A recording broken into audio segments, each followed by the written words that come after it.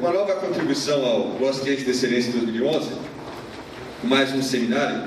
Eu vou apresentar um pouquinho o Denis. O Denis Portelari, ele é o diretor responsável pelas atividades da SQL no Brasil. Já é um velho conhecido, né? E esse é velho mesmo, né? De algumas décadas, né? Mais do que alguns têm de idade aqui. Mas o Denis acumulou a sua experiência, né? Junto lá na mesma empresa que eu trabalhei, com mais de 15 anos nas áreas de manutenção, construção de máquinas, né? Então o pessoal que tem dúvida em fabricação de máquinas, ele sabe tudo, né? E desde então tem atuado aí na consultoria de gestão de manutenção e manutenção centrada na confiabilidade, um tema altamente atrativo a tudo que nós temos relacionados ao TPE e às empresas, né, aquilo que elas pretendem sobre a sua área de gestão de manutenção. Atua também como professor nessas matérias, né? Acabou de lançar agora na nossa reunião da Abraman, né, nesse último congresso da Abraman, um livro, né, o ASM na quarta geração de atividade de ativos, tá? Deles, vamos lá? Palco é contigo. Boa tarde a todos. É um prazer estar aqui nessa tarde. Eu quero agradecer, antecipadamente parabenizar ao Walter, que é um especial amigo, ao Freitas, que eu tive a oportunidade de conhecer um pouquinho depois, né? Mas eu quero parabenizá-los pela organização, pelo esmero na organização do evento. Quero dizer que vocês ensinam e fazem bem feito. Parabéns, viu? Isso é muito importante, é a primeira vez que eu estou participando com vocês. Mas é muito bom estar aqui com vocês. Eu fico muito feliz quando a gente pode compartilhar um pouco da nossa experiência. A partir de lá, nós trabalhamos em uma grande empresa, na maior empresa de autopeças, talvez, da América do Sul, até hoje não tem outra, a COFAP, Companhia Fabricadora de Peças, que chegou a ter, acreditem vocês, 16 mil funcionários, não é? E hoje, simplesmente, ela não existe mais. E por que aconteceu isso? Porque as coisas mudam, os contextos mudam, o mundo muda, não é? E nós, a partir de lá, nós seguimos, assim, caminhos diferentes, mas caminhos paralelos, eu diria. O Walter, desde aquela época, eu me lembro bastante, é um dos pioneiros do TPM, foi na COFAP e com certeza no Brasil, né? Desde aquela época eu me lembro disso, esteve no Japão e fez uma brilhante carreira. E eu, mais tarde, tive a oportunidade de me encontrar com o John Mowbray, em uma outra área, confiabilidade. Mas o que nós temos em comum e por que nós estamos aqui hoje? Nós temos um problema, eu imagino que todos vocês e nós aqui, nós temos um problema em comum. Qual é? A falha. E esse é o problema e a solução, porque também se ela não existisse, nós não estaríamos aqui. Não é? Mas, enfim, nós estamos vivendo hoje no nosso país um momento diferente. Nós estamos vivendo um momento onde a competitividade é extremamente necessária, onde digamos, o aumento do nível tecnológico que se faz necessário, e aprender a lidar com as falhas e conseguir minimizar suas consequências passa a ser uma prioridade, digamos, a todas as nossas empresas e ao nosso país, não é? E eu quero falar rapidamente para vocês, conceitualmente, não vamos falar de metodologia, de nada disso, mas o que nós temos enxergado nesse contexto atual que nós estamos vivendo, não é? Nós preparamos aqui uma palestra. Eu queria dizer para vocês o seguinte, que há 30 anos atrás, nós começamos lá com manutenção preventiva, eu me lembro disso, né? A COFAP era uma empresa com tecnologia para os padrões brasileiros, uma empresa de tecnologia de ponta. E nós começamos lá a fazer lubrificações periódicas, começamos a fazer preventivas, coisa que ninguém fazia, e depois descobrimos a preditiva e uma série de coisas, não é? Mas o fato é que o que uma empresa espera da manutenção.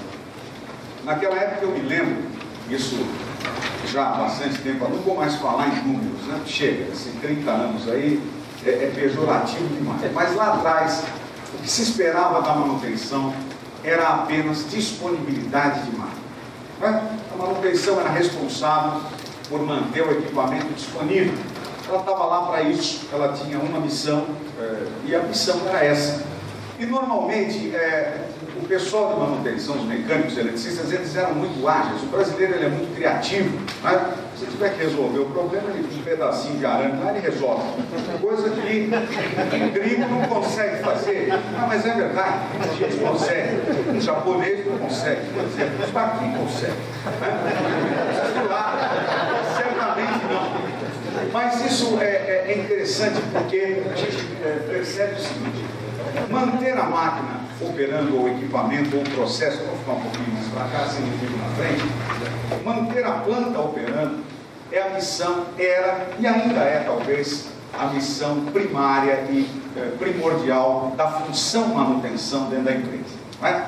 Agora, além disso,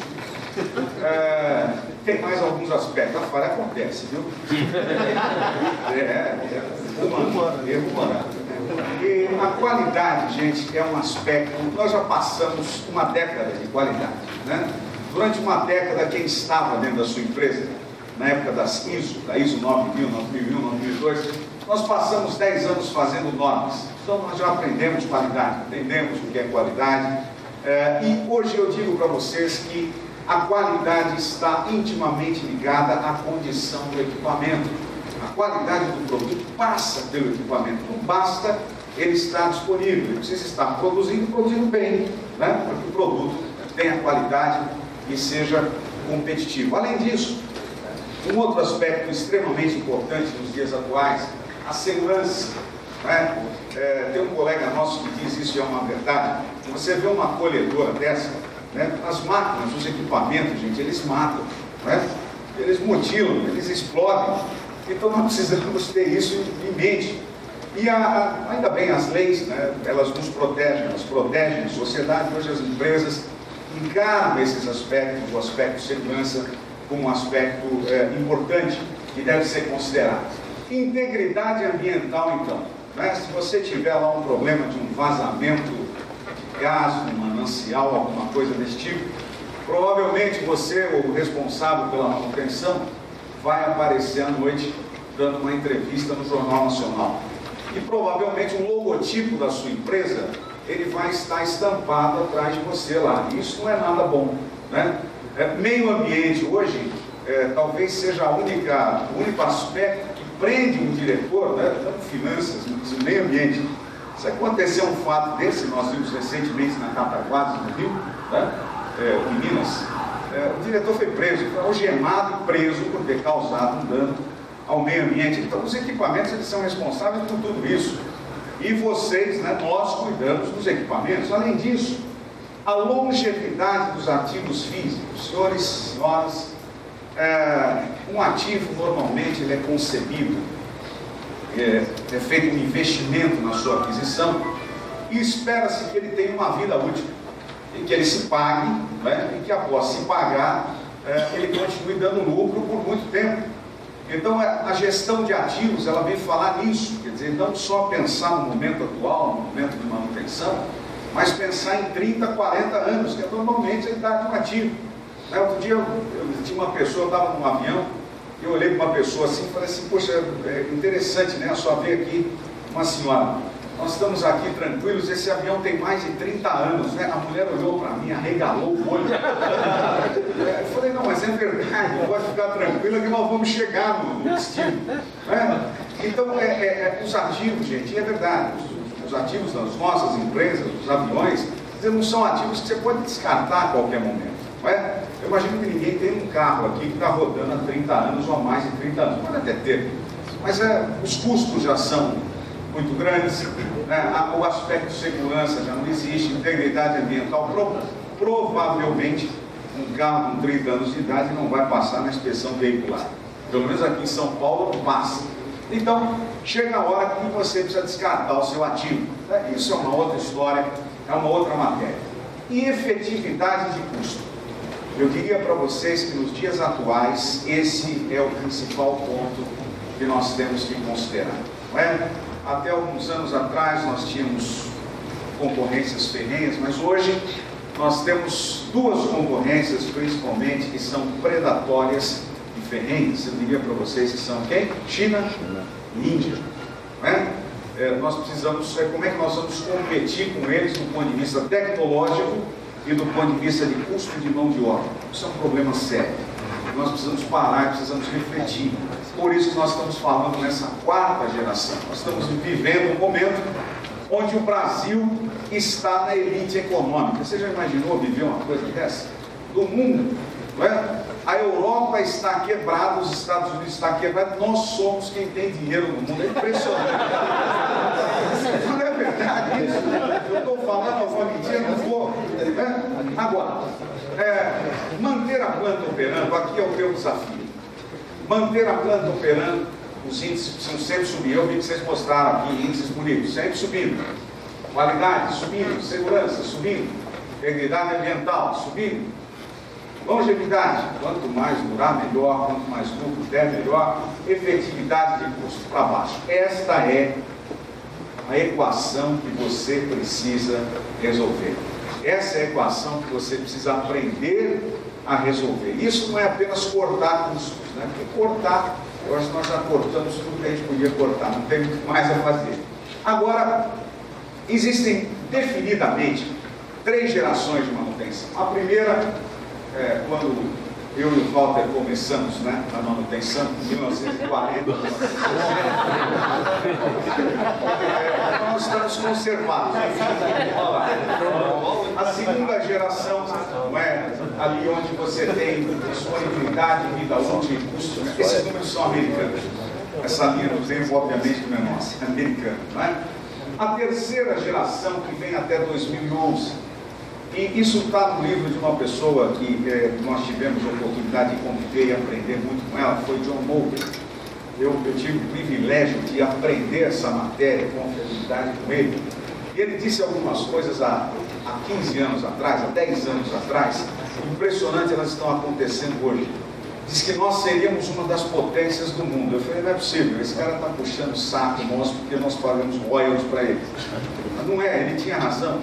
E uma outra coisa que ele disse, né, ele disse que nós teríamos um momento de extrema competitividade. Né, e nós estamos vivendo isso. Ele disse que o mundo iria dar uma viravolta, falou isso há 10 anos atrás. Né, e a gente não entendia muito isso quando ele ligava intimamente as ações de manutenção com o custo da empresa. E ele dizia uma coisa, que o ativo para a empresa é tão importante que deveria existir um departamento de gestão de ativos que estaria ligado ao principal dirigente da empresa, assim como o dirigente do ativo financeiro está. Porque o ativo físico é aquele que gera o ativo financeiro. Portanto, a sua importância estratégica é a mesma. Não deveria estar lá embaixo, no chão de fábrica, apenas com a manutenção. Mas isso deveria ser entendido. E o TPM reflete muito isso. Eu vou mostrar isso para vocês já já. Também é um pensamento que está absolutamente correto. E a quarta geração que nós estamos vivendo hoje, além de você precisar de tudo aquilo que eu falei, disponibilidade, segurança, qualidade, ausência de danos ao meio ambiente, vida útil, efetividade e custo, entram alguns pontos novos. A gestão do risco aplicada aos ativos, a confiabilidade humana. Eu digo para vocês, se o camarada puder errar, ele vai errar. Um dia, não sei quando, mas vai. E quem erra? O operador erra, e o mantenedor erra, todo mundo erra, o gestor erra, todo mundo erra. E se puder errar, um dia vai errar. Portanto, esta matéria, confiabilidade humana, é extremamente importante. Eu tenho feito uma reflexão comigo. Vocês acham que nós, brasileiros, guardadas as limitações, né, você acha que a gente erra mais ou erra menos, por exemplo, que japoneses? Eu acho que a gente erra mais. Nós adoramos pular etapas, né? Ou não? Nós não gostamos muito de ler manuais. Amanhã eles vão estar, você não diga isso para eles. Porque nós precisamos cuidar disso com urgência. Esse, eu imagino, é um ponto fraco. Gente, no trânsito, 90% dos acidentes são causados por falha humana. Na aviação, cerca de 60% dos acidentes são causados por falha humana. E nas empresas, eu ouvi esse número esses dias no gringo aí, cerca de 70% das falhas são causadas por erros humanos. Nós precisamos cuidar disso, de alguma forma. precisamos achar uma forma de cuidar disso. Novos métodos preditivos que surgem a cada dia e melhorar a nossa capacidade de medir e demonstrar resultados. A manutenção precisa começar a mostrar dinheiro. O dia que ela começar a mostrar os resultados em dinheiro, ela vai ser ouvida. O diretor vai ouvir: olha, nós vamos economizar tantos milhões. Enquanto você está dizendo: olha, o meu índice de disponibilidade está em 90, ele falou: ok, mas quanto é que vale isso? Né? Eles querem ouvir dinheiro, e a gente é ruim em medir dinheiro. Né? Você pode, na maioria das empresas que eu vou, você vai lá no software de gerenciamento, tem um campinho lá. Você botar o valor da mão de obra e o valor do material. Normalmente está vazio. Eu não sei qual é a dificuldade, mas nós temos alguma dificuldade com relação a isso. Então, gente, nós precisamos reduzir custos para ser competitivos. Onde mais nós vamos reduzir custos? Nós já reduzimos onde nós podíamos. Então, eu quero mostrar uma coisa aqui para vocês. O que é a evolução da manutenção? Confiabilidade é o R, o reliability. Isso está ligado a falhas, a quantidade de falhas e perdas, seja lá o que você quiser chamar. Quando o reliability sobe e o seu custo desce, você não está mais fazendo gestão de manutenção, você está fazendo gestão do ativo.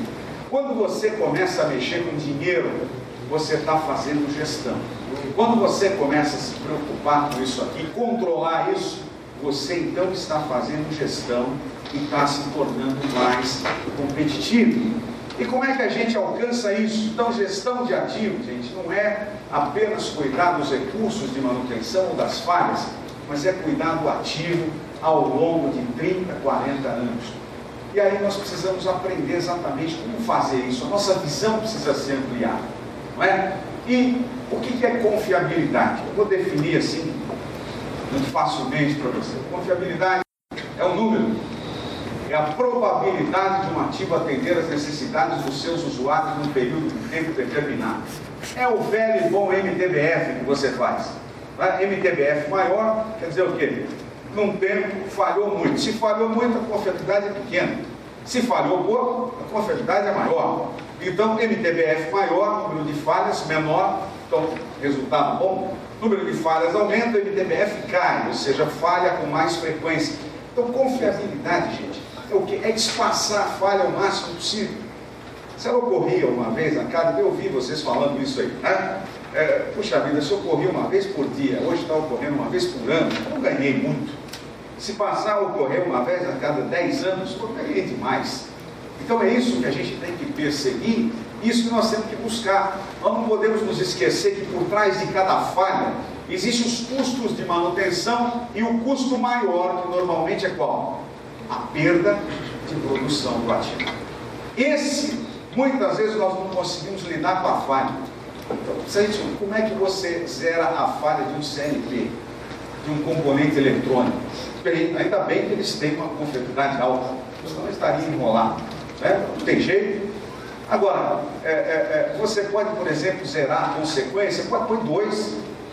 Ué, você vai te derrubar o avião, vai te matar, põe mais um. Cria um pulmão, uma coisa, sei lá o que você vai fazer. Mas isso, gente, só é feito quando existe o espírito de equipe, existe o espírito de time. E aqui eu quero dizer para vocês, a confiabilidade, isso aqui o TPM fala há tanto tempo, né? A confiabilidade somente é alcançada a partir da sinergia dos envolvidos diretos com o ativo. Quem são? Quem fica a maior parte do tempo com o ativo? O operador. Não é o homem de manutenção. Então, olha lá, operação, depois manutenção, depois engenharia, depois quem quer que seja que esteja envolvido no processo.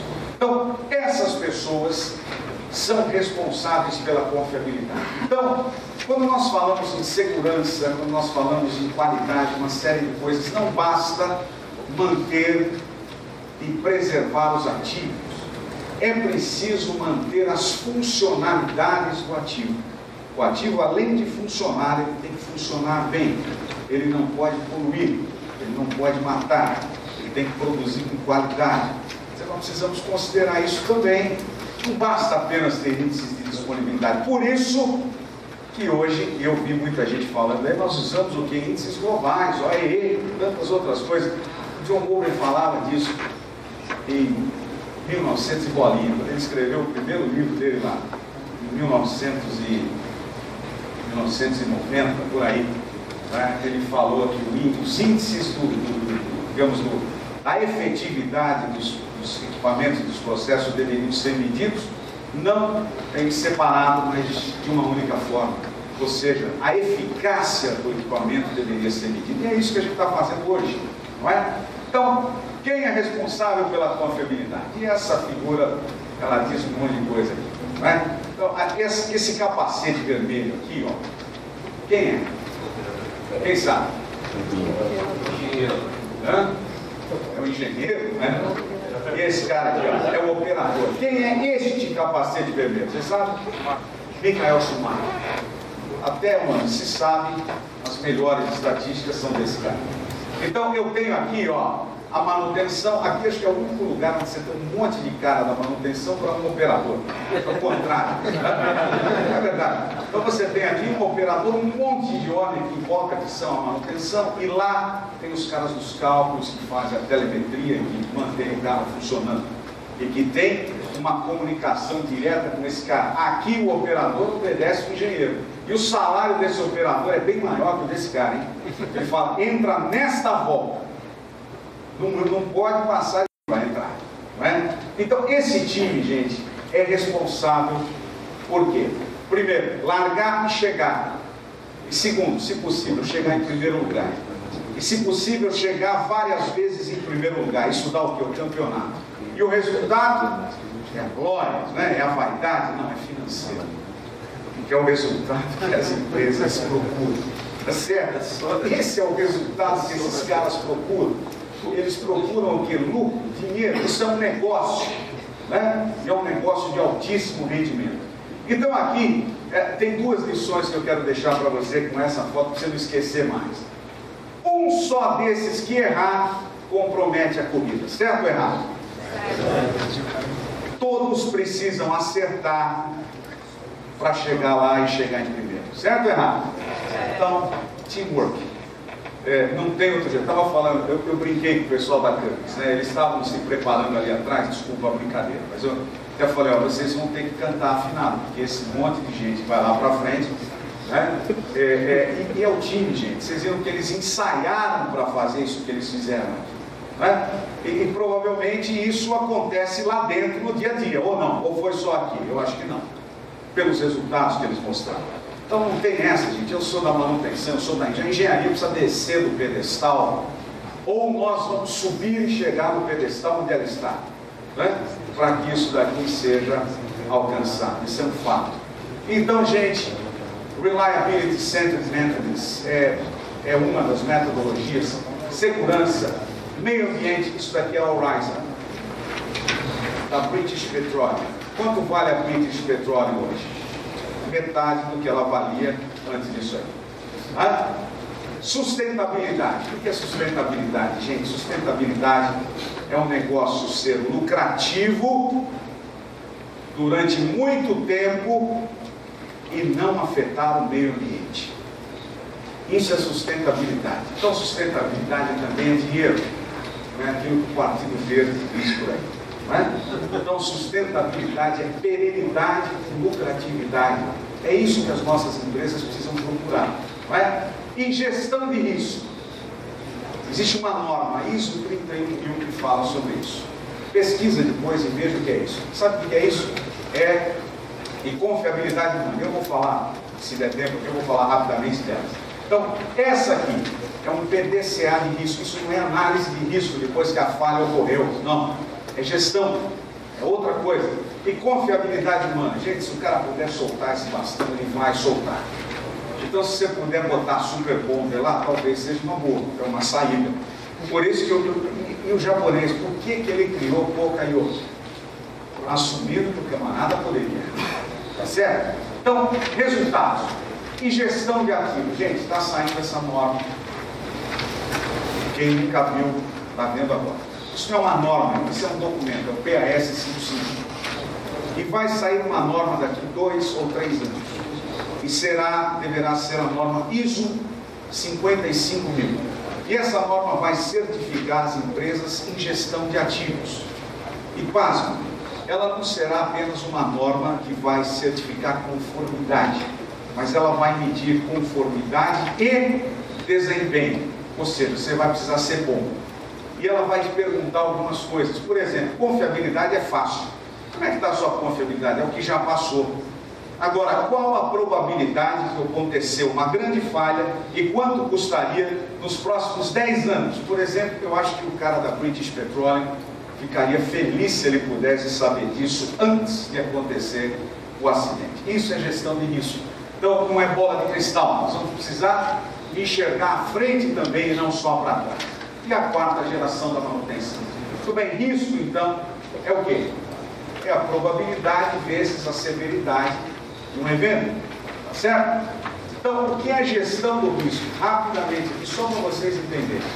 Gestão do risco é um termo aplicado a uma metodologia lógica, metodologia sistemática, ou seja, é feita periodicamente, algo que precisa ser feito periodicamente, de estabelecimento do contexto, identificação, análise, avaliação, tratamento, monitoramento e comunicação dos riscos associados a qualquer atividade, função ou processo para capacitar as organizações a minimizar perdas e maximizar as oportunidades. Quando você estuda problemas, você acha oportunidades de ganho, tá certo ou não? Então nós precisamos passar mais tempo estudando. Um dia eu estava numa empresa fazendo um trabalho, aí o diretor do encerramento desse trabalho falou: agora vocês estão fazendo engenharia de manutenção. Quer dizer, normalmente vocês fazem análise de falha depois que ocorreu, agora vocês estão fazendo antes. Era isso que eu queria, era isso que eu precisava. Então, gestão do risco está mais relacionada a identificar oportunidades do que evitar e mitigar perdas. E é um PDCA. É algo que vai ser implementado e vai precisar ser praticado. Pesquise depois na ISO 31000, você vai entender o que é isso. E eu vou passar aqui rapidamente, porque só resumindo para você, se a confiabilidade sobe, o risco cai. Está certo ou não? O risco relacionado àquele evento diminui. Se aumentou a confiabilidade, o risco diminuiu. Muito bem, quando isso acontece no seu carro, por exemplo, o que acontece com o seu seguro? Nada. Em tese, deveria diminuir. Aqui no Brasil nada diminui, mas deveria diminuir. Então aqui nós estamos falando de milhões. Quanto vale as ações que nós tomamos no dia a dia, que vocês tomam lá, para mitigar a possibilidade de grandes falhas, para aumentar a confiabilidade? Quanto vale isso? As companhias de seguro normalmente só enxergam o pessoal da segurança industrial e não chegam lá em você que está tratando dos equipamentos, que está colocando ali dispositivos de proteção e outras coisas. Então, quando um sobe, o outro desce. Então, nós podemos tomar ações aqui e ações aqui, normalmente ações de manutenção e ações de melhorias, e os riscos vão cair. Então, para aferir, como é que você afere, por exemplo, as suas melhorias? Medindo o risco. Se você medir o risco antes e depois, está aqui uma forma de você demonstrar que você melhorou. Então, essa matéria, entre outras coisas, te dá uma condição de mostrar a melhoria e de dar valores numéricos para isso, inclusive, lá para a sua seguradora, entre outras coisas. Então, se o risco for reduzido, o investimento também será, se você identificar, avaliar, reduzir e, se puder, demonstrar. E aí, identificação. Esse camarada aqui, David Apgar, de Harvard, ele diz o seguinte: olha, gente, tudo está baseado no conhecimento. Nós precisamos conhecer, entender os processos, onde nós estamos inseridos efetivamente. O grau de incerteza, ele disse isso, e aqui é conhecimento, é diretamente proporcional ao nosso grau de desconhecimento a respeito do evento. E uma outra coisa que ele disse: muitos riscos parecem aleatórios porque nós sabemos pouco sobre eles. Não sabemos nada. Por que será que a fila que você entra é aquela que demora? Será que a lei de Murphy existe? Ou será que a gente não conhece o trajeto? Não conhece a estrada? Experimenta escutar a estrada. Talvez a lei de Murphy seja banida aí da sua vida. Os benefícios são vários, entre eles aqui, redução de prêmios de seguro. Por que você precisa da gestão do risco? Isso você tem aí a fundamentação, as normas. E eu quero falar e encerrar aqui da confiabilidade. Ao longo dos anos, nós temos olhado o equipamento, feito tudo no equipamento. Tem um rolamento de reserva, e tem procedimento, e tem uma série de coisas. Só que existe um carinha aqui que aperta os botões, e tem um carinha aqui que tem uma chave na mão, que dá o aperto e o desaperto no passo, e que troca o rolamento. Se nós não ampliarmos a nossa visão para cá, a nossa confiabilidade está comprometida. Você faz tudo o que você pode, o camarada vai lá e aperta o botão e pronto. Você perdeu, por exemplo, nas colhedoras. As colhedoras têm, além do erro humano, eu já tive lá, eu conheço essa máquina de perto, tem um outro problema, o terreno precisaria de um outro tratamento. Isso é contexto de operação, né? Precisaria de um outro investimento. Então, isso aqui, gente, é extremamente importante e eu quero encerrar a importância da confiabilidade. Olha só, no Brasil, mais de 40 mil pessoas perdem a vida anualmente em acidentes de trânsito. Porém, acredita-se que esses números são maiores porque as estatísticas são falhas. Os caras já erram na estatística. Erro humano em todo mundo é responsável no mundo por mais de 90% dos acidentes registrados, principalmente imprudências determinantes de acidentes fatais no Brasil por ordem de incidência. Velocidade excessiva, dirigir sob efeito de álcool, distância insuficiente em relação ao veículo dianteiro, desrespeito à sinalização e dirigir sob efeito de drogas. Quais os fatores? Olha aqui. Impunidade e legislação deficiente, por ordem de prioridade. Fiscalização corrupta e sem caráter educativo. Baixo nível cultural e social. Baixa valorização da vida. Ausência de espírito comunitário e exacerbação do caráter individualista, que são um problema do brasileiro. Lembra da Lei Gerson? O uso do veículo em demonstração de poder e dignidade. Quem falou isso foi a Unesco que falou, não sou eu.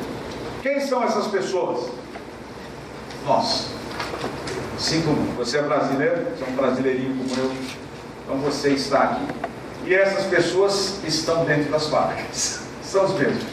Não é? Então, confiabilidade humana, eu tenho certeza que tem um grande espaço de crescimento aqui. E aí, o ser humano, gente, eu quero encerrar aqui, é o único que erra por fatores psicológicos. Existe uma figura que ilustra muito bem a confiabilidade humana. Eu vou encerrar aqui as 3 gerações da manutenção, isso é o resumo do que eu falei. A confiabilidade humana, dizem que no futuro o processo deverá ser assim. Você vai ter um computador, vou encerrando, tem 1 minuto e 8. Esse negócio é enquadrado, eu estou olhando para ele, porque ele está olhando para mim. Mas eu vou encerrar 00. Olha aqui. Não, é verdade.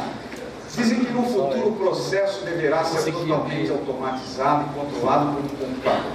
Então você vai ter 3 figuras: o computador, um homem e um cachorro. Esse é o processo ideal produtivo. Qual a função de cada um? O computador, controlar o processo. O computador não muda, não é? Então ele vai ficar lá, não sei o que ele faz, né? Então, essa é a função do computador. A do homem, alimentar o cachorro. E o cachorro, impedir que o homem coloque a mão no computador. Tá? 16 segundos eu tenho. Eu quero agradecer a vocês a oportunidade. Muito obrigado. Nós temos, mas isso tudo é sério, gente. Nós precisamos aumentar o nosso nível de tecnologia. Nós precisamos nos aplicar mais, estudar mais, gastar mais tempo, não gastar, mas investir, planejando, aprendendo. Aí eu tenho certeza. E nós temos uma oportunidade agora. Essa norma nova zerou. Aí usa o pronto, desliga o bico. Essa norma nova, ela garante, ela diz algumas coisas importantes. E uma das coisas que ela diz é isso. A manutenção, guarde isso. E torça para que isso dê certo. A manutenção, a confiabilidade, todas essas coisas que eu falei, elas devem ser vendidas por diretor da empresa.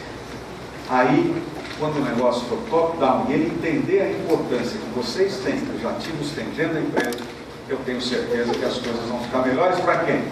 Para nós, né? E para todos vocês. Tá bom? Muito obrigado.